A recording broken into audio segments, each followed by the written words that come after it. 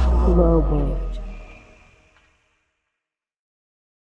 First of all, man, I would like to say appreciate you for getting it from my camera, man. It's an honor, you know what I'm saying, for you to tell your story, you know what I'm saying. Jumping right into it, go ahead and let the people know who you are. Yeah, what's up, man? My name Hoye, you know what I'm saying, or Dale, whatever, you know, I'm CStruggs' big brother. You might have heard about me in the songs, you know what I'm saying? So, you know, that's me. Yeah. Dale from Ennis. Dale Hoye. For sure, for sure. Now, what was CStruggs like growing up, man?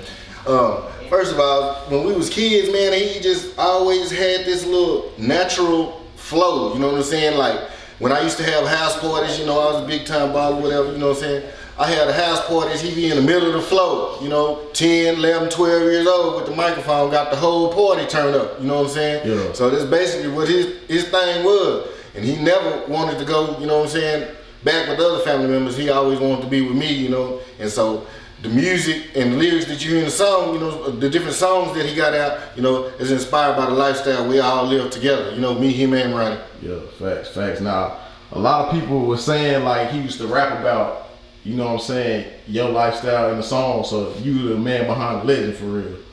So like when he first started bubbling, what did you think about that? Like how was that for you? Okay, I'm gonna tell you straight up, like the lifestyle I live, we was on the end down there on Denton, you know what I'm saying? He had just came from college. I went and picked him up down there in Navarro, and he was like, say bro, I got 3 CDs I want you to listen to. So, you know, back then, Jeezy was real strong, Lil Wayne, you know, Gucci, all that. And so, you know, I had what year is this? This was, I believe, it was 2005. Okay. And so, I was like, all right, bro, I'm popping in. So we pull up at the crib, and I just, you know, we just didn't get back in the car, whatever.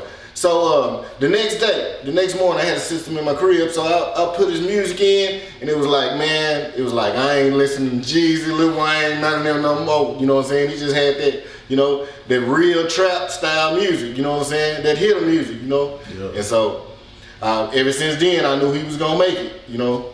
Yeah. And so over the years, he started to put out more and more and better quality sound, and then he started to take off.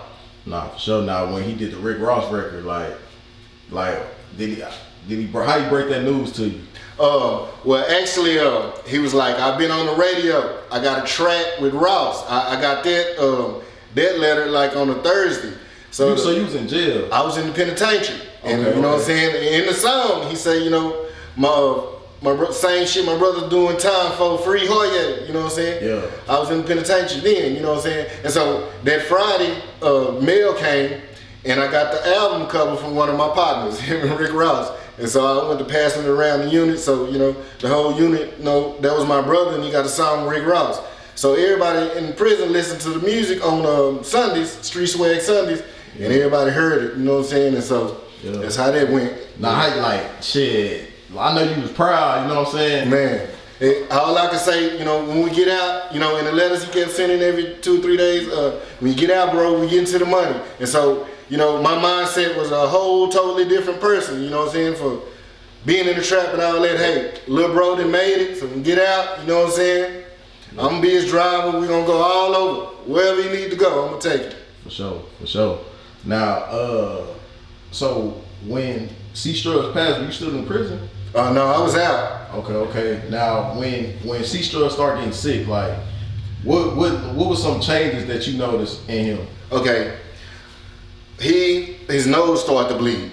Okay, for about a week, it was bleed off and on, you know, during the daytime.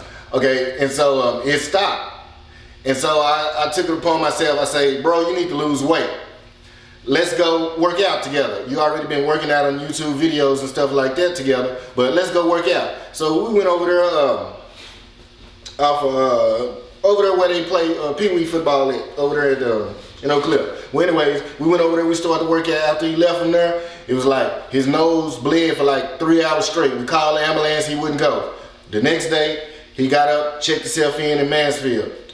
He had a show like 2 days later with him being a young boy in Paris. He checked himself out the hospital. He got his results that Saturday. You know, he had the cancer. Yeah. So that's how that went. Nah, for sure. Now, bro, like when I first met CStruggs, he had already found out he had cancer. You know, I think it was like right when he shaved. I think he had just shaved, but he was still like working. Like, it was at Square Biz Radio. He had an interview. He came and gave me a drop. And he was just like, man, whatever you need. Like, you want to do an interview, we can do it. I'm working. You know what I'm saying? Like, he was real, just work. Do you feel like he should have, like, maybe just took some time to himself to rest? Well, actually, I did. I told him we was at a show in Abilene and the same situation happened again. And I told him, say, bro, I'm your big bro. I ain't gonna let you do nothing else, you know, to jeopardize your life. Your life come before your career. So this is it. So we made it back to Dallas. I picked him up, and him and my other brother Ronnie, I moved all their stuff and moved them to Ennis. Yeah. And so, you know, that's how that went. I moved him to Ennis and say, bro, you through for a minute, you know what I'm saying? We shaved his head. He still went to, you know, but he didn't have the money like he really needed right then, you know. So, and stuff was just, you know, it wasn't going like it's supposed to. So I started him a GoFundMe, you know, and then his GoFundMe, it took off. His memes, man shared it, the one, you know, the big nibble. They shared it and it took off on, you know, so he came up with an amount of money where he can produce, you know, a couple of more tracks, a couple of more albums, and that's how it went. He wouldn't, from December to March, he was cool. But when March came, he was like 100 miles per hour. He wasn't ready yet. And then he had to have that surgery in April to try to speed things up for him. But, you know, it didn't happen like that. For sure. Now, what, like, how did it impact you when you lost CStruggs? Oh man, you talking about like one of my chill bumps right there. You talking about like one of my kids, one of my first sons. You know, I raised them because our mom and daddy was gone and our mama was gone, so it was just naturally us. Now, I got the call from the doctor. They was like, hey, such. So we on our way to the hospital. I was actually in the room when he passed away. I watched the machine, and, you know, it went from whatever was it to zero. And I told him, say, bro, if you want to go, you can go, man. You know? So he went out, and then I just, you know, I lost my mind for a minute. I'm not going to lie. Probably most of the family did. You know, I'm thinking about from the childhood up to what we went through. Now he right there at the gate, finna walk through the gate. And now this was, you know, we wasn't planning for this. So it's kind of like, after that, we was flat and we had to start from scratch. You know, the ATM, you know, D-Love, you know, everybody else, Spiffy, you know, Watizi, Plug, everybody, Tank, you know what I'm saying? Everybody had to start from scratch, you know what I'm saying? Yeah. And so, that's how it went. Now, as far as his legacy, you know what I'm saying? Like, do you feel like he will get enough, you know, do you feel like he gets his respect as a Texas legend?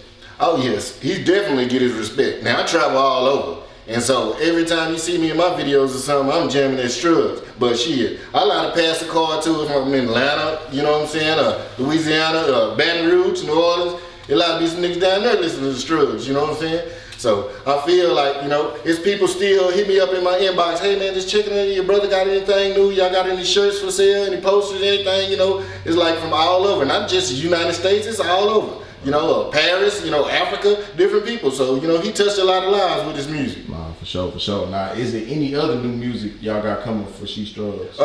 Well, I don't personally, you know, I'm not involved. I'm just the big brother, you know what I'm saying? Okay. My thing, I'm just a driver for him. Wherever he needs to go do his shows, that was me. And I'm just here as big bro, security, whatever you want to call it. But I don't have nothing to do with the record label, the music. That's all clone free.